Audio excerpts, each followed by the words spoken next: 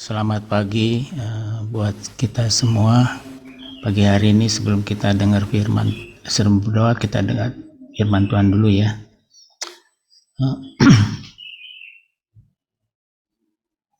Firman Tuhannya bicara tentang mata rohani. Saudaraku, bagaimana kita semua ini bisa melihat Allah itu ya. Melihat Allah. Tentu Allah itu tidak kelihatan, tapi firman Tuhan nanti bisa menggambarkan bagaimana kita bisa melihat Allah. Saudaraku, bila mata saudara kurang jelas ya, melihat, datanglah ke ahli kacamata untuk mendapatkan kacamata yang tepat. Seperti gambar di sini ya, di atas ini susah dibaca, tapi pas pakai kacamata yang tepat kita dapat melihat dengan jelas, dan kita semua akan melihat segalanya menjadi jelas gitu ya. Dan saudara dan saya akan berkasita karena semuanya menjadi jelas adanya.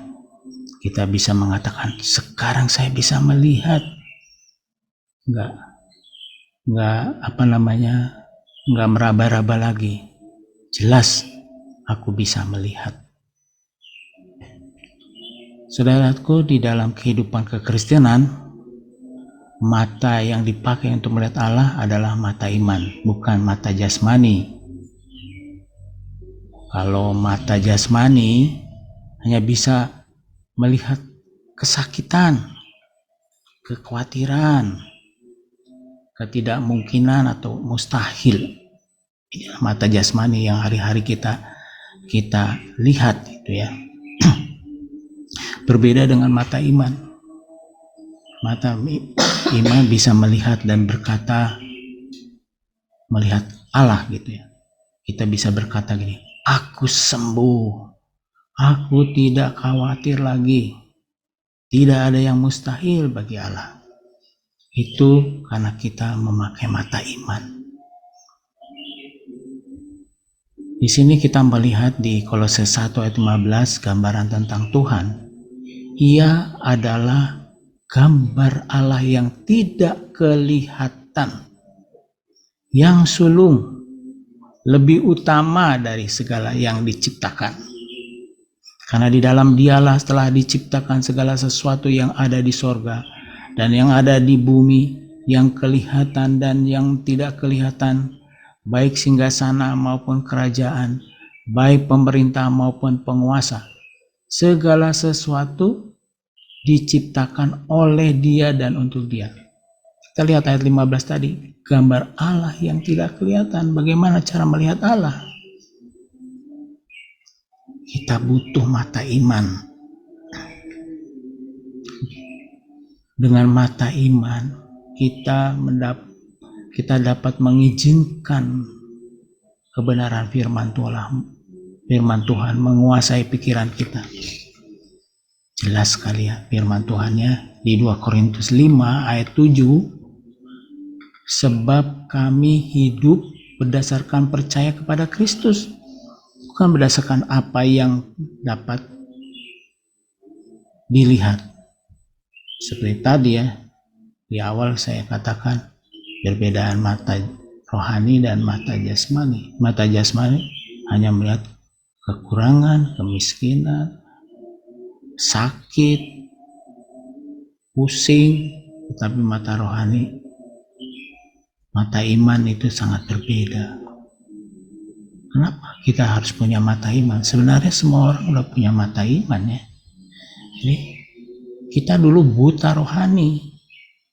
Tuhan Yesus mencerikan mata rohani kita, dan kita bisa melihat Yesus yang sempurna itu sebenarnya. Kita perlu memakai mata yang khusus yang dari Allah yang diberikan Tuhan untuk melihat yang ajaib itu, dan itu diberikan kepada orang yang percaya kepada Yesus. Pendoa-pendoa perlu memakai kacamata khusus yang dari Tuhan, mata yang khusus yang dari Tuhan yang sudah diberikan karena dulu kita buta rohani dan sekarang kita sudah celik rohani. Pakailah mata iman kita pagi hari ini yang telah diberikan kepada kita semua, pada saudara dan saya. Di firman Tuhan ada di 1 Korintus 13, 12 dan 13 bilangnya begini, saudara. Saya ayat 13-nya aja. Demikianlah tinggal ketiga hal ini, yaitu iman, pengharapan, dan kasih. Dan yang paling besar diantaranya ialah kasih. Roh Kudus akan memenuhi orang-orang percaya kepada Yesus seperti kita sekarang ini. Dengan apa? Dengan iman, pengharapan, dan kasih. Jadi saudara-saudara, kita harusnya bersyukur kepada Tuhan, diberi mata rohani atau mata iman oleh Tuhan.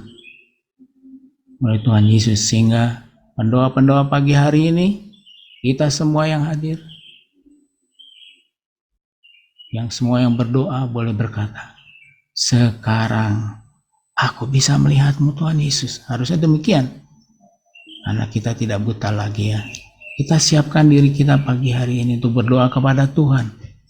Dan berkata kepada Tuhan, Tuhan sekarang aku bisa melihat-Mu Tuhan. Kami mau berdoa bagi bangsa ini. Bagi saudara-saudara kami yang sakit. Bagi orang-orang yang membutuhkan pertolongan Tuhan karena ada kekurangan. Membutuhkan penghiburan karena ada kesedihan. Sekarang aku bisa melihat-Mu Tuhan Yesus. Mari saudara kita siapkan diri kita.